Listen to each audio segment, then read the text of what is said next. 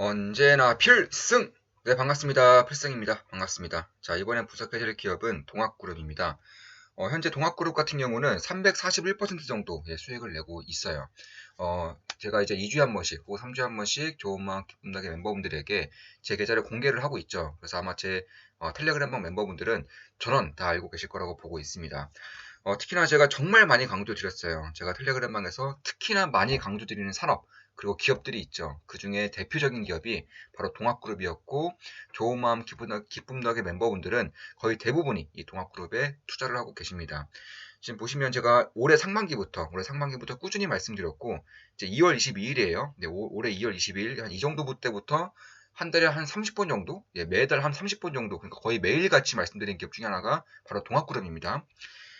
자, 세계 최대 자산운용사 블랙록이 앞으로 투자 기업들을 주주총회에서 온실가스 배출량을 공개해야 할 것이라고 경고를 하였습니다. 에너지 대전환의 시대가 이제 막 시작되고 있습니다. 환경 보호는 물론 산유국의 개념을 뒤바꾸는 빅 이슈인 만큼 반드시 주목하고 있어야 합니다.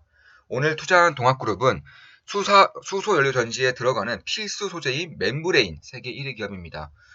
전기차 가격을 인하하기 위해 무엇보다 배터리 가격을 내려야 하는 것처럼 수소연료 전지의 가격을 낮추기 위해서는 무엇보다 멤브레인 가격을 내려야 합니다. 수소연료 전지에 들어가는 핵심적인 그런 소재가 멤브레인입니다. 자, 전 세계 주요국들이 대부분 수소 발전소 건설에 힘을 쏟고 있습니다. 자연스레 수소연료 전지 시장은 대폭 성장할 것이고 멤브레인 핵심 기업들의 역시 지속적으로 성장할 것입니다. 참고로 멤브레인을 생산할 수 있는 기업의 세계에서 10개도 채 되지 않습니다. 멤브레인을 생산할 수 있는 기업이 세계에서 10개가 채 안 되죠. 최근에는 정보가 꽤나 공개되었기 때문에 아마 수소산업, 특히나 수소연료전지에 대해서 관심을 갖고 있는 투자자분들은 아실 수도 있어요. 대표적으로 미국의 고어, 중국의 동학그룹, 한국의 상하프론테크, 이 정도 3M이라던가 이런 기업들도 있는데, 결국 그런 기업들 중에서도 중국 기업들은 딱히 대한민국에서 좀 관심을 주고 있지는 않은 것 같아요.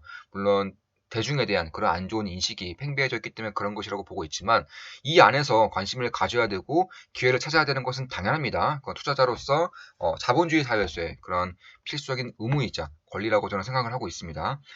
자, 경쟁력이 없을 수 없습니다. 동학그룹, 그리고 땡땡땡땡 투자 중입니다. 땡땡땡땡 나머지 한 기업도 이제 투자를 하고 있고 수익이 크지 않기 때문에 이제 공개를 해드리지는 않고 있습니다. 자, 동학그룹 현재 몇 퍼센트 수익 중이냐? 341%, 341% 수익을 내고 있습니다. 물론 투자를 진행함에 있어서 일부 비중을 매도했어요. 지금 보시면 일부 비중을 이런 식으로 매도를 했기 때문에 처음에 투자했었던 그 투자금 전액을 가지고 있다고는 가지고 있지는 않지만 그럼에도 수익률이 300%가 넘었기 때문에 역시나 꽤나 큰 비중을 가지고 있는 것은 맞습니다.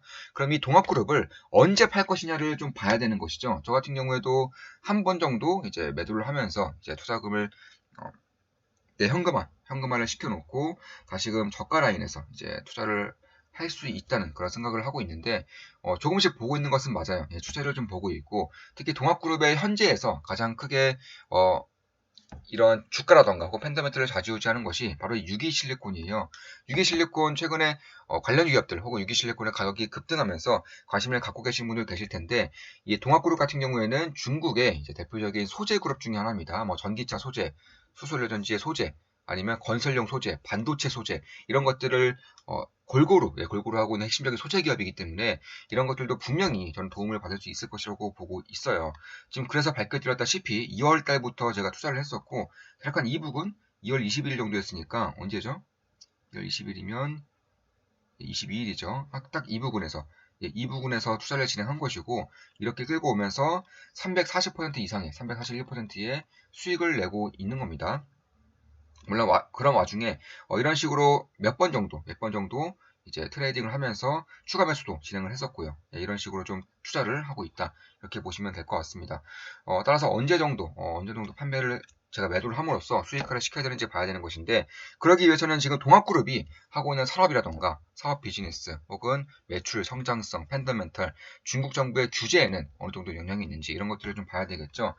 일단 중국의 종합화학 기업으로 알려져 있는 것이고 조금 더 맞는 말씀은 조금 더 맞는 말은 화학기업이라기보다는 소재기업입니다. 종합소재기업이다 이렇게 보시면 될 것 같고 수소전지의 분리막에서는 압도적인 세계 1등이에요. 수소연료전지에 쓰이는 분리막은 압도적인 세계 1등이고 멤브레인을 생산할 수 있는 기업도 중국에서는 이제 대량으로 그러니까 뭐 소규모라던가 기술 개발이 이제 막 끝난 그런 기업이 아니라 대규모로 생산할 수 있는 기업은 동합그룹이 유일합니다. 중국에서 동합그룹이 유일하기 때문에 이런 부분을 좀 볼 필요가 있다. 특히 제가 동합그룹에 투자할 당시에 이 상하프론테크와 비교를 좀 해드렸었어요. 제가 올해 한 4월, 3월, 4월 정도에 상하프론테크와 비교를 해드리면서 동합그룹의 매력도가 훨씬 더 뛰어난 것은 맞다. 밸류에이션도 같이 이제 측정을 해드렸고 텔레그램 방에 좀 분석을 좀 해드렸었죠.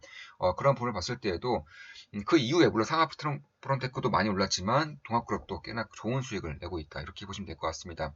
사실 동합그룹은 이 건설 현장에 쓰이는 이런 실리콘을 아마 아시는 분들은 아실 거예요. 뭐 건설 현장에서 일하고 계신 분들이라던가 아니면은 뭐 셀프 인테리어를 해보신 분들은 이 유기실리콘에 대해서 아실 겁니다. 접착제죠. 그런데 이 최근에 이제 인프라의 투자에 대한 기대감이 점차 증가하고 있기 때문에 유기실리콘의 가격 자체가 굉장히 증가하고 있어요. 또 그뿐만 아니라 이제 반도체 이제 탑을 쌓는 과정에서 유기실리콘의 이제 사용량이 이제 증가하고 있기 때문에 혹시 이에 따른 기대감도 꽤나 서려 있습니다. 따라서 유기실리콘 같은 경우에는 지금으로서는 동합그룹의 거의 메인 이제 사업이라고 보시면 될 것 같고 그 이전에도 이제 수소연료 전지에 들어가는 멤브레인이라던가 혹은 수소연료 전지에 들어가는 분리막 아니면 전기차 배터리에 들어가는 전해질이라던가 첨가제 혹은 냉매라던가 불소 이쪽에 대한 산업을 중국에서는 거의 1등을 차지하고 있는 그런 기업이다. 이렇게 보시면 될 것 같습니다. 특히나 최근에 이제 동합그룹에서 이제 냉매를 개발했어요. 냉매라는 것이 원래 오존을 파괴하는 굉장히 해로운 가스로 알려져 있죠. 뭐 프렌가스 이런 걸로 알려져 있는데 이 동합그룹 같은 경우는 녹색 냉매를 이제 개발을 함으로써 오존층을 파괴하지 않는 친환경 녹색 냉매를 개발하였고 이번 여름에 굉장히 폭염이 지속되었기 때문에 실적이 굉장히 많이 이제 뛰었습니다. 사실 중국 정부에서도 가장 신경 쓰고 있는 부분 중에 하나가 바로 환경인데 이 냉매도 당연히 중국에서 1등입니다. 이 냉매에서 녹색 냉매를 개발했었고 양산을 하고 있기 때문에 혹시 여기에 대한 이제 친환경적인 그런 기대감도 꽤나 서려 있다 이렇게 보시면 될 것 같습니다. 그뿐만 아니라 분리막 혹은 이제 유기실리콘도 당연히 중국에서 1등이고 수출연 현재에 들어가는 분리막 같은 경우는 압도적입니다. 거의 기술력이 다른 기업들이 아직까지는 따라오지 못할 만큼의 압도적인 기술력을 가지고 있는 것이고 그렇기 때문에 사실 동합그룹이 가지고 있는 이 사업 비즈니스가 중국 정부가 나아가고자 하는 것과 굉장히 잘 맞아요. 그뿐만 아니라 이제 ESG에서 가장 중요한 친환경적인 요소도 이제 뭐 유기실리콘도 마찬가지고 뭐 냉매가스도 마찬가지고 여기에 대한 친환경적인 요소가 전차 덧입히고 있다는 점 그리고 무엇보다 이제 전기차라던가 아니면 수소차라던가 수소연료 전지라던가 이쪽에 들어가는 핵심 소재들을 생산하고 있다는 것만으로도 꽤나 좀 크게 수익을 볼 수 있는 가능성이 높다. 장기적으로 그런 거예요. 따라서 저 같은 경우에는 이 동합그룹의 추세가 꺾이면서 매도를 하더라도 장기적으로 관심을 가지면서 장기 투자를 할 생각입니다. 사실상 지금까지도 매우 큰 수익을 봤지만 앞으로 볼 수익이 저는 지금 못지않게 크게 수익을 볼 수 있다고 판단하고 있기 때문에 그리고 이런 식으로 꾸준히 좀 볼 생각이고